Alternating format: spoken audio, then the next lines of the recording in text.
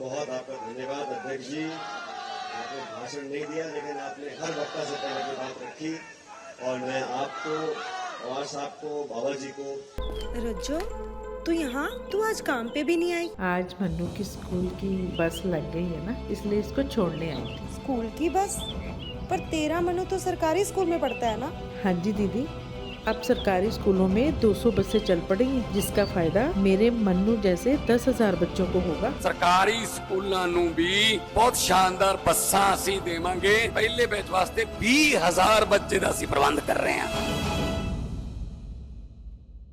जो तीनों हमारे उम्मीदवार हैं, जनता के बीच आज हम खड़े हैं और मैं धन्यवाद देना चाहता हूं मारीपुर के लोगों का कि आप बहुत देर से इत्मीनान से यहाँ पर संयम से इस सभा में बैठे हुए हैं।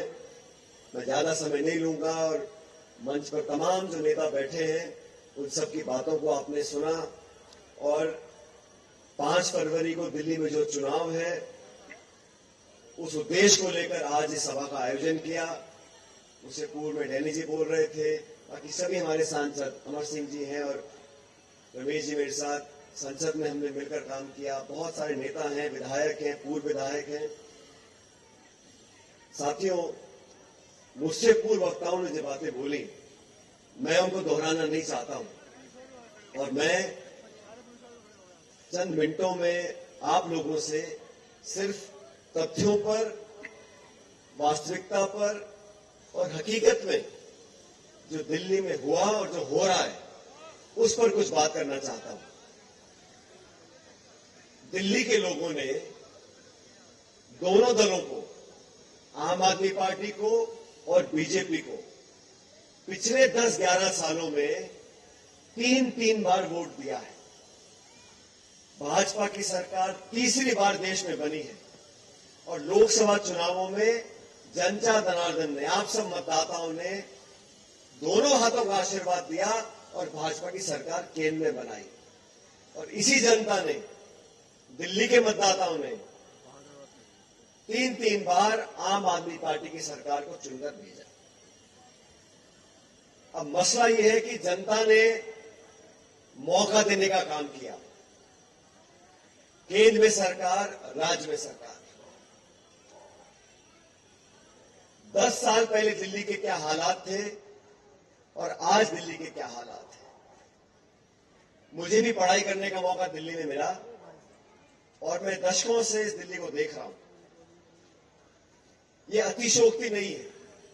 इस पूरे मुल्क में जो बड़े बड़े शहर हैं, मुंबई है, कलकत्ता है, चेन्नई है, बैंगलोर है, दिल्ली है, कांग्रेस के शासन में, कांग्रेस की सरकार जब यहां पर थी, जो विकास दिल्ली का हुआ, बहुत सारे साथी मुंबई के, कलकत्ता के बोलते थे कि हमारे शहर की तुलना दिल्ली से करो तो दिल्ली बहुत आगे पहुंच चुकी है।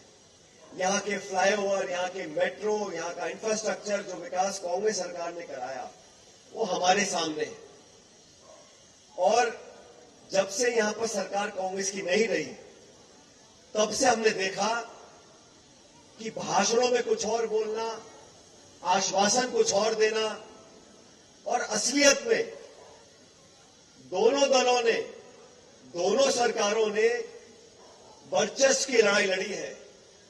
सारा समय जाहिर किया आरोप प्रत्यारोप पर, गाली गलौज कर, उंगलियां उठाकर एक दूसरे को नीचा दिखाने का काम करने के अलावा दिल्ली की चिंता ना तो केंद्र सरकार ने करी और ना राज्य सरकार ने करी। और ये बात मैं इसलिए बोल रहा हूं कि दिल्ली में आज जो हालात हैं, यहां कचड़े के, कूड़े के पहाड़ बन गए जिनमें आग लग जाती है। प्रदूषण का जो हाल दिल्ली में है वो छुपा किसी से नहीं हुआ। तो सवाल जनता पूछना चाहती है कि जिन लोगों को हमने सत्ता की चाबी दी है, केंद्र की और राज्य की, सिवाय इस बात को करने के कि शीश महल में इतने करोड़ खर्च हुए और दूसरे मकान बनाने में इतने करोड़ खर्च हुए, सुबह, दोपहर और शाम भाजपा और आम आदमी पार्टी एक दूसरे के नेताओं के मकानों पे कितने करोड़ रुपए खर्च हुए, सिर्फ वहां तक सीमित है। दिल्ली के लोगों की परेशानी, गंदा पानी जो पीने को आज दिल्ली में मिल रहा है, वो एक बहुत बड़ी हकीकत है, उसका जवाब देने को तैयार कोई नहीं है। 7,000 करोड़ रुपए यमुना की सफाई के खर्च हुए। कितनी सफाई यमुना की हुई हम और आप जानते हैं। जिस सीएजी की रिपोर्ट को लेकर तमाम विपक्ष के दल कांग्रेस पार्टी को आरोपी सिद्ध करना चाहते थे, जो कथित रूप से स्कैम हुए थे, आज 10 साल से केंद्र की सरकार बीजेपी की है और आम आदमी पार्टी की सरकार दिल्ली में है। आपने बहुत आरोप लगाए, 2G स्कैम हुआ, कोल स्कैम हुआ, सीएजी की रिपोर्ट को आधार बना के आपने आरोप लगाए। एक व्यक्ति को सजा नहीं हुई है। बाद में लोगों ने माफी मांगी है कि एक काल्पनिक हम लोगों ने वैल्यूएशन किया था, हजारों करोड़ की बात करते थे।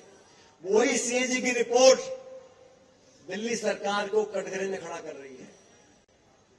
उसकी कोई चर्चा करना नहीं चाहता। कौन लोकपाल है दिल्ली में? केंद्र सरकार ने भ्रष्टाचार की बात करी थी, राज्य सरकार ने भ्रष्टाचार की बात करी थी। अब जवाब कौन देगा? दोनों पार्टियों को जनता ने बहुत समय दिया, बहुत मौका दिया, और मुझे भी 20 साल हो गए सभाओं को संबोधित करते हुए।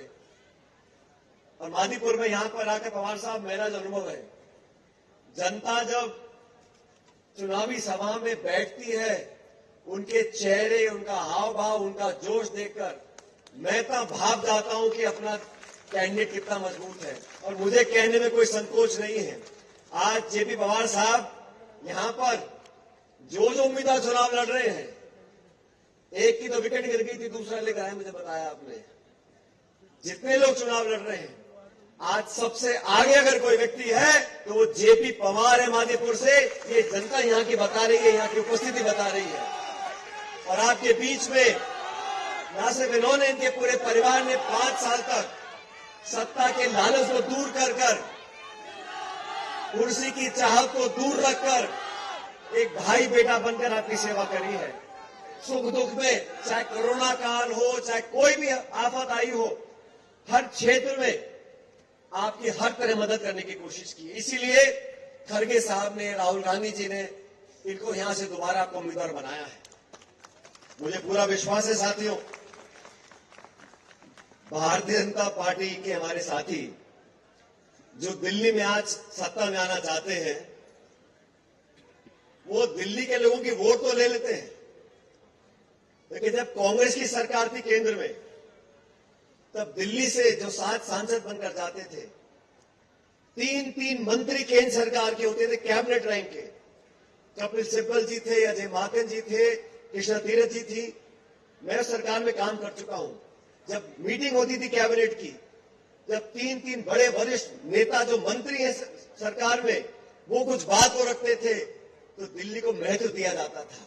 सिर्फ वोट लेने के लिए आप प्रचार कर लो, मन की बात कर लो, अखबार इश्तिहार छाप लो, लेकिन दिल्ली के लोगों को आपने राहत और मदद करने के लिए 10 साल से आपके केंद्र में सरकार ऐसा क्या किया है? सिर्फ आरोप लगाते हैं कि राज्य सरकार चोरी करती है, भ्रष्टाचार करती है, और राज्य सरकार बोलती है हमें काम नहीं करने देते, हमको जेल में बंद करते हैं, हम पे आरोप लगाते।